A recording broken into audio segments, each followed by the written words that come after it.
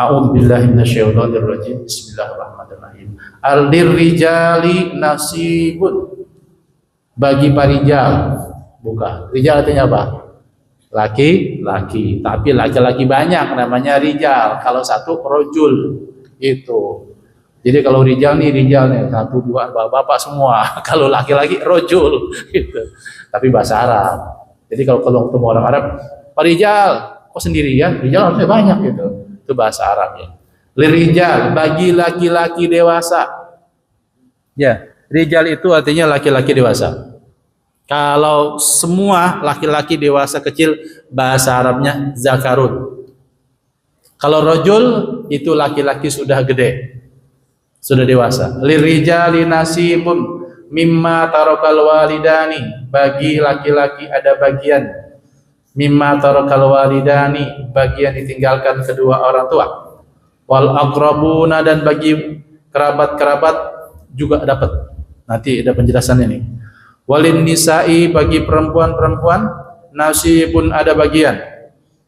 Mimma tarakal walidani, dari yang ditinggalkan oleh bapak dan ibu.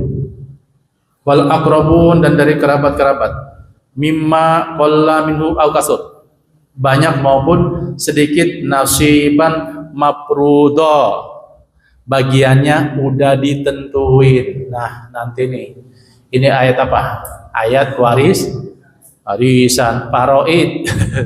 Bahasa Arabnya paroid. Kalau disebut warisan, waduh, dapat warisan. Paroid artinya apa? Fardu-fardu, pembagian-pembagian, ketentuan-ketentuan. Ini ilmu yang nanti paling pertama dicabut. Ya, ilmu yang setengah dari agama, ilmu faraid. Dan ini yang juga kadang diremehkan oleh orang muslim. Dia anggapnya, udahlah, penting sama-sama senang, sama-sama suka, bagi-bagi aja. Ini sering jadi masalah. Ya. Wa idza hadaral qismata ulul qurba wal yatama wal masakin farzuquhum.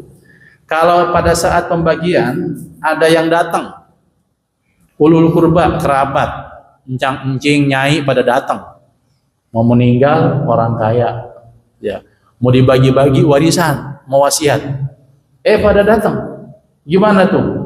Wal yatama wal masakin, ada anak yatim, ada orang miskin, farzuquhum, bagi minhu, bagi mereka. Wa qulu qaulan ma'rufa, bagi tapi ngomong yang baik. Nah, ini yang kemarin dibagi kalau ada orang, ya, masyarakat, tetangga-tetangga yang datang, tapi itu sedekah saja.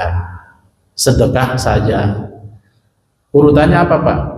Urutannya kalau ada yang meninggal itu, yang pertama apa? Kalau ada yang meninggal, yang pertama apa? Utang dulu, wasiat dulu, apa warisan dulu? Utang. Yang duluan apa? Yang pertama? Yang pertama dulu, sebelum utang, sebelum wasiat. Buat yang ngurusin jenazahnya. Jangan lupa itu. Ya.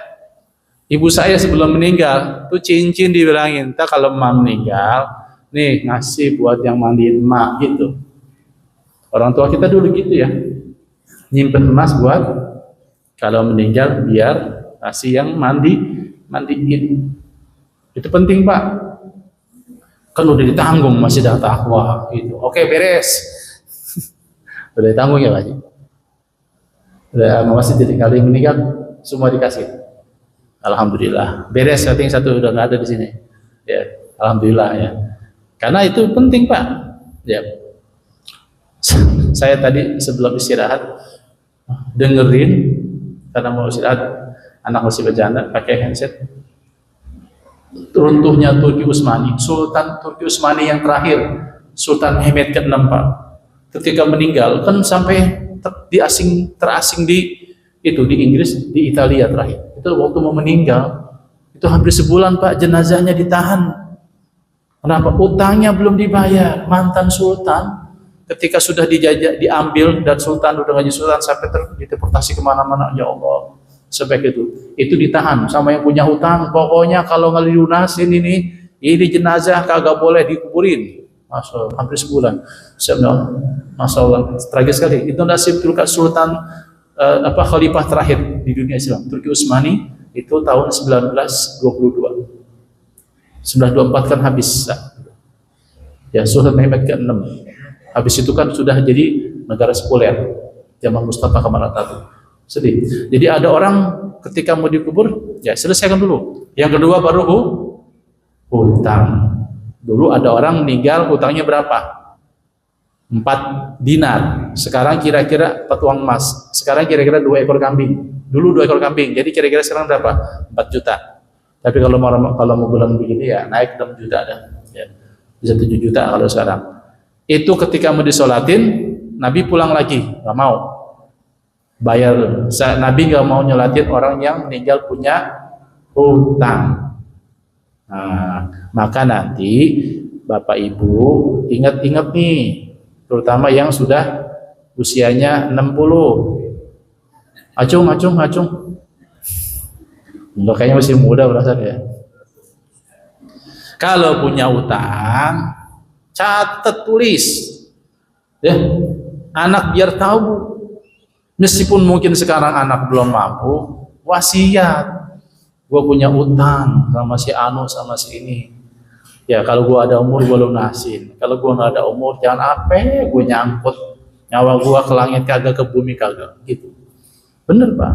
Pesen sama anak yang paling, dan dia anak tua, ada anak yang kadang-kadang paling dengar sama orang tua ada yang anak mungkin biasa-biasa, itu biasalah. Itu penting Pak. Jangan sampai kesangkut. Jadi yang pertama setelah urusan jenazah diberesin itu hutang. Baru kemudian wasiat. Baru kemudian warisan. Ya, wasiat, tapi wasiatnya nggak boleh lebih dari 1/3. Sa'ad bin Abi Waqqas anaknya cuma 1. Dia mau sedekahin uangnya semua. Jangan, kata Rasulullah, setengah, jangan kebanyakan. Ya, tapi ini 1/3. 1/3 juga udah banyak. Jadi nggak boleh wasiat itu. Boleh nggak wasiat buat yang dapat warisan? Ibu meninggal, ada anak dapat warisan nggak? Anak 3. Wasiat gua, pokoknya ntar tuh yang bontot itu yang ngurusin gua, tuh mau petakan solo kasih dia. Ya, boleh nggak Bu? Kata siapa boleh? Boleh nggak Pak? Boleh aja lah, udah nggak ada petakan sawah ini. Ya, jadi biarpun ibu bapak cinta banget sama anak, kalau wasiat kepada ahli waris, kalau itu tidak dapat persetujuan dari ahli waris yang lain, tidak boleh. Ada anak 5, ini dengerin ya, Mak, ini adik lu kan yang perempuan nih, anak pertama lagi, ya, belum sempat kuliah udah kawin, ya, ngurusin gua gitu ya. Lu pada kuliah, pada pinter, adik lu nih perempuan, biarpun kalau bagian setengah dari laki-laki, ya, ntar bagian dia kasih ya. Apa ya, pada ikhlas. Ya Mak, siap Mak. Semuanya bilang, lu mau nggak? Satu tanya. Ya kita rela, yang perempuan dikasih bagiannya tambahin dari warisan, boleh. Kalau semuanya nerima baru boleh. Kalau nggak ada jangan, karena tidak ada wasiat diwarisi. Kecuali memang semuanya ridho, gitu. Jadi wasiat itu hukumnya apa sih? Wasiat itu hukumnya tergantung. Kalau punya utang, wajib bikin wasiat. Wajib itu Pak. Sakit umpamanya udah nggak sembuh-sembuh atau gimana, atau kena contoh ginjal atau apa. Mumpung masih sadar, harus ngomong. Kalau nggak bisa nulis, ngomong. Syukur-syukur ditulis. Karena kadang kalau pakai mulut nggak ada saksi itu repot. Ya, kita berantem. Kata emak, gue ini kasih lah, repot itu. Jadi kalau wasiat punya anaknya, ntar ini bagian ini buat ini.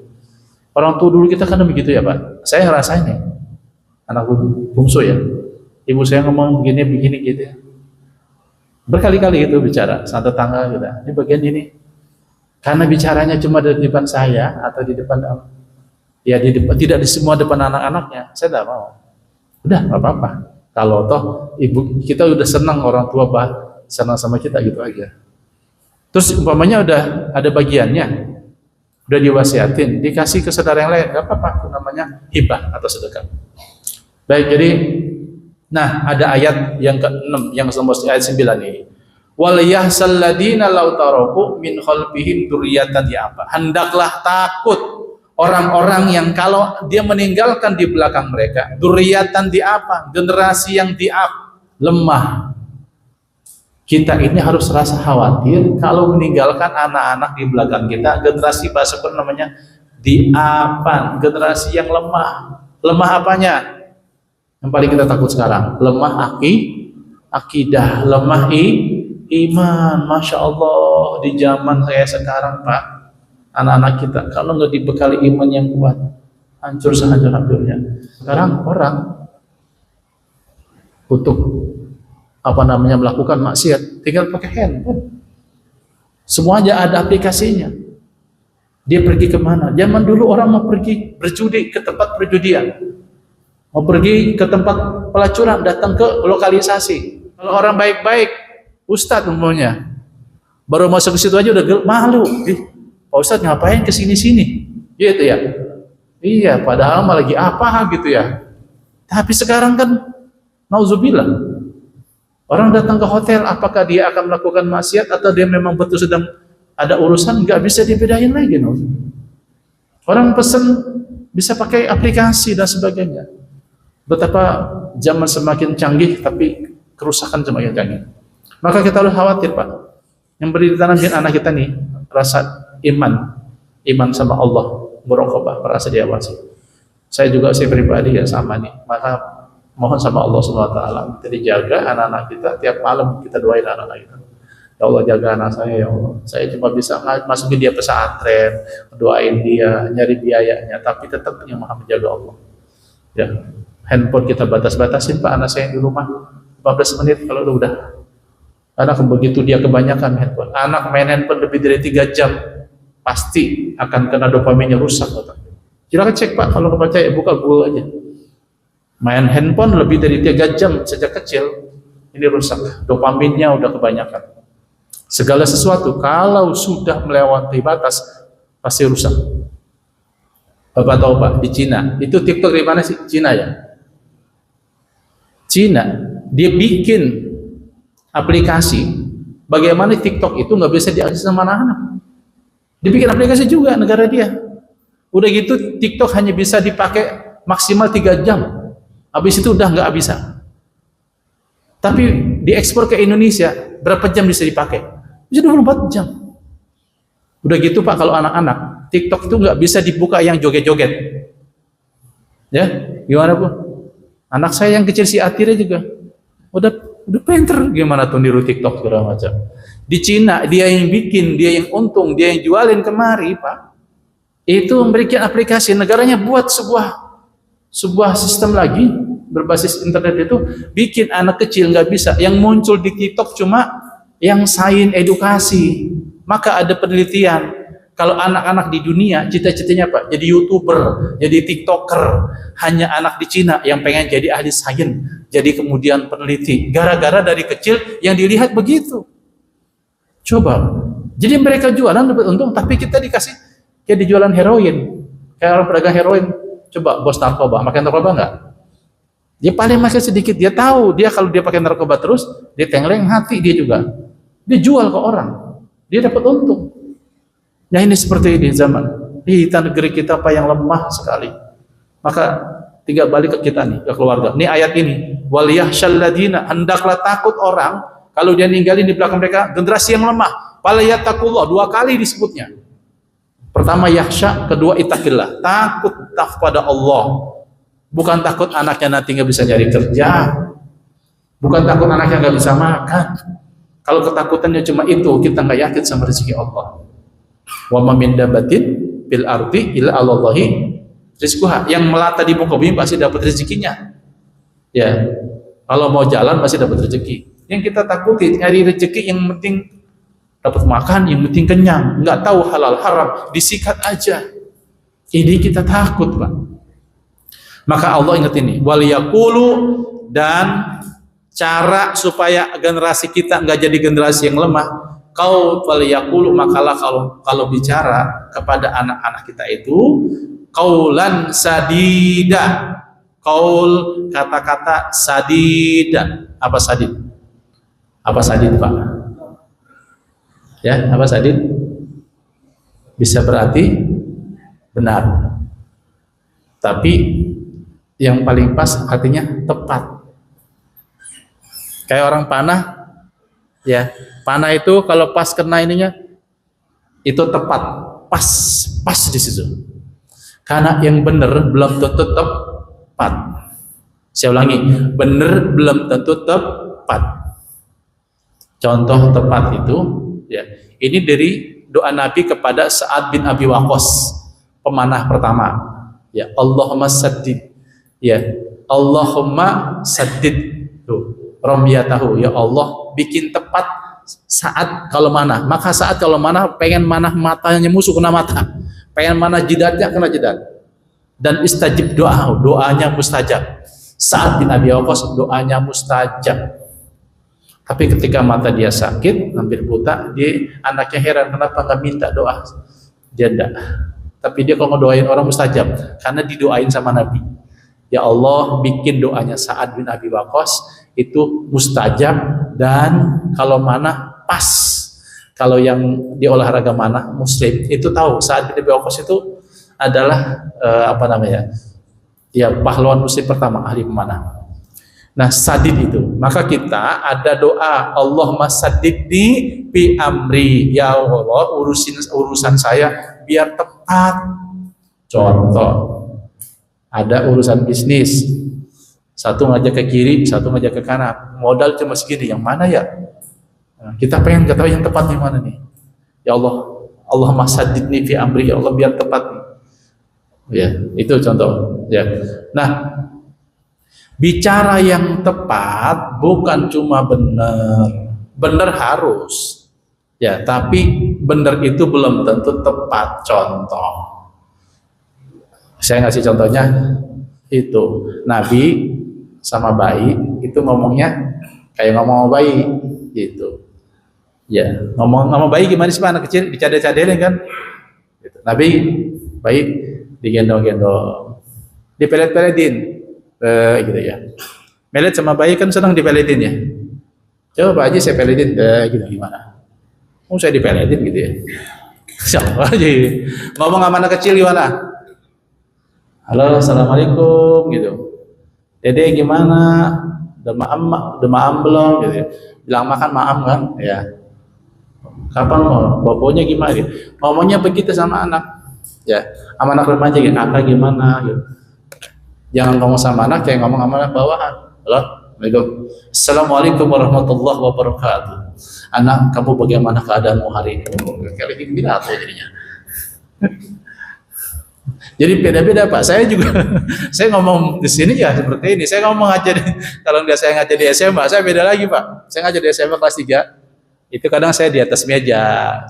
Ya, karena SMA kelas 3 itu kan, saya mau turun lagi ke usia mereka. Ngajar S2 saya beda lagi. Ya, ngajar ini yang sepuh-sepuh beda lagi.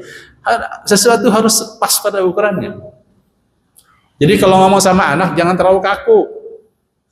Jangan terlalu, halo, Assalamualaikum. Kak, kamu di mana sekarang? Main di rumah siapa itu? Pulang, udah siap. Asal nelfon kayak begitu terus. Itu anak asal ditelepon sama bapaknya udah tanya apa nih? Iya. Ya. Baik, ini kaulan sadida. Nah, kita lihat Nabi juga bicara sama anak kecil. Ada anak kecil main burung Pak, anak kecil main burung, ya. Kemudian diingat sama Rasulullah, ya. Gimana kabar burungnya? Nabi loh, anak kecil main burung, yang ngomongnya anak kecil. Ada lagi nenek-nenek datang sama Nabi, ya Rasulullah, apakah saya nanti masuk surga ya Rasulullah? Ya Nek, di surga nggak ada nenek-nenek gitu ya. Nangis nenek-nenek itu kan, oh aku udah surga. Nggak begitu Nek, di surga nanti nenek berubah jadi muda lagi gitu. Jadi jangan bayangin Nabi itu kemudian nanti saatnya Nabi khutbah, ini ada tongkat gak? Nabi kalau khutbah pegang tongkat itu kan seperti panglima. Saat di medan perang, di medan perang. Saat sama Aisyah ngajak ngadu lari. Aisyah, yuk ngadu lari Nabi. Kalau ada videonya mantap ya. adu lari. Nabi waktu itu menang, ya. Terus Nabi ketika sudah dikalah, ya kalah lah. Nabi usianya 55. Nabi 55 ketika ditinggal sama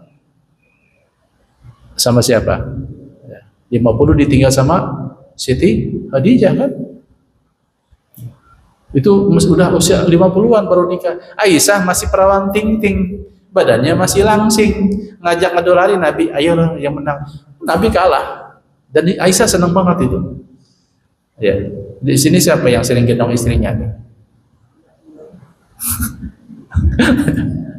Ya, sering nggak ngajak adu lari main? Ya.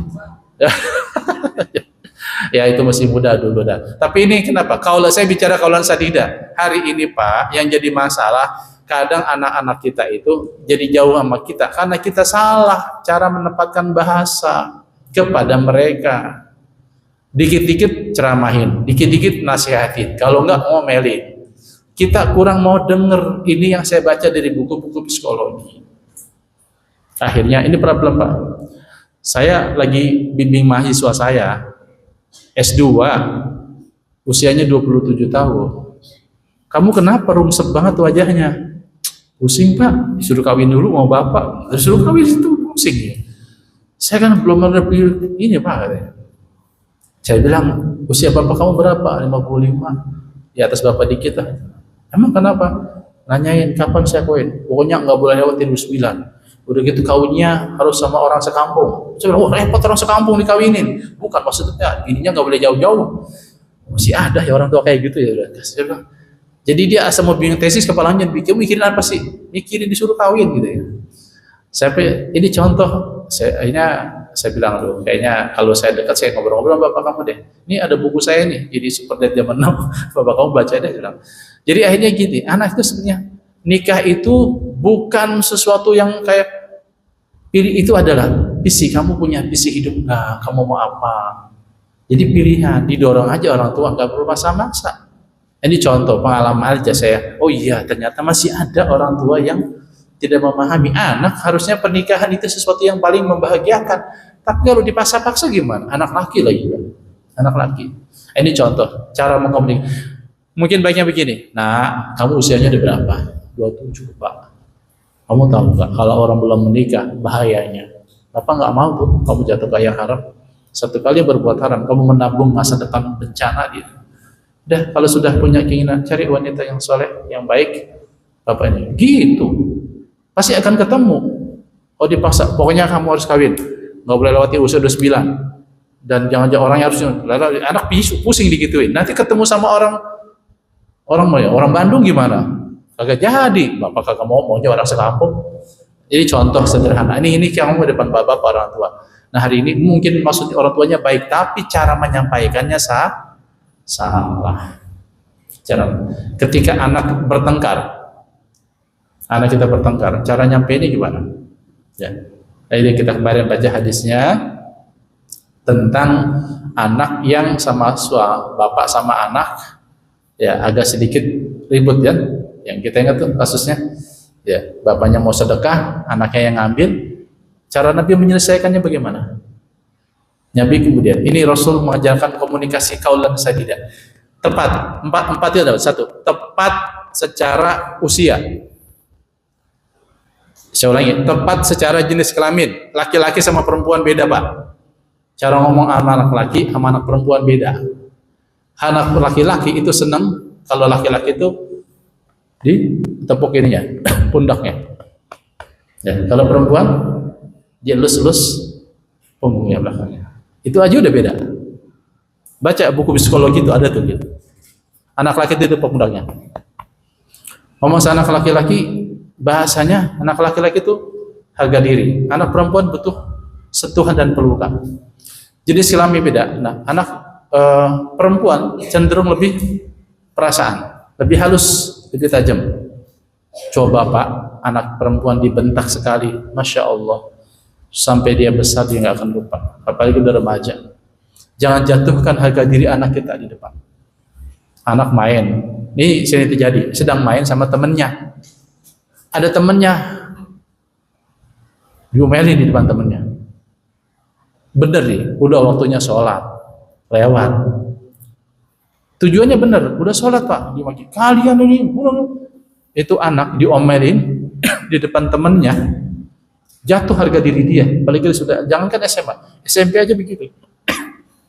Ya, lagi main ke rumah temennya, bapak parahin, bapak jewer kupingnya udah SMP. Kamu ya, udah jam segini belum pulang, di jewer teman yang liatin, jatuh tuh harga dirinya. Ya. Itu sering terjadi dan ini sering kejadian. Bahkan saya punya murid di pesantren, pinter, cepet banget hafalan Qurannya. Saya yang masukin, saya bantu biayanya masuk pesantren karena ini anak pengen mondok. Saya bantu, orang tuanya nggak merasa yakin, bantulah berangkat pondok. Ini satu contoh Pak. Anak pinter aja.